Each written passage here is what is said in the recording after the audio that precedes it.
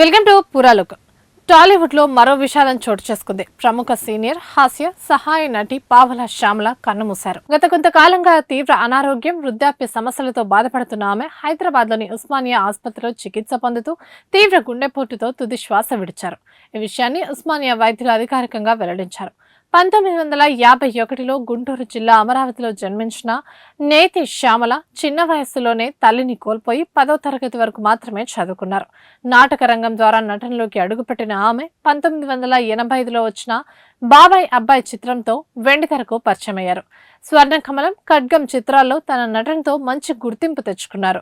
పూరి జగన్నాథ్ దర్శకత్వంలో వచ్చిన ఆంధ్ర వాళ్ళ సినిమాలో ఆమె చేసిన పావలా క్యారెక్టర్ విశేష ఆదరణ పొందడంతో నాటి నుండి ఆమె పావలా శ్యామలగా సినీ పరిశ్రమలో స్థిరపడ్డారు. శతాబ్దానికి పైగా చిత్రాల్లో నటించి ప్రేక్షకులను అలరించిన శ్యామల చివరి రోజుల్లో తీవ్ర ఆర్థిక ఇబ్బందులను ఎదుర్కొన్నారు.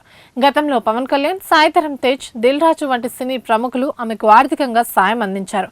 పావలా శ్యామల మృతి పట్ల టాలీవుడ్ ప్రముఖులు, అభిమానులు సంతాపం వ్యక్తం చేస్తున్నారు.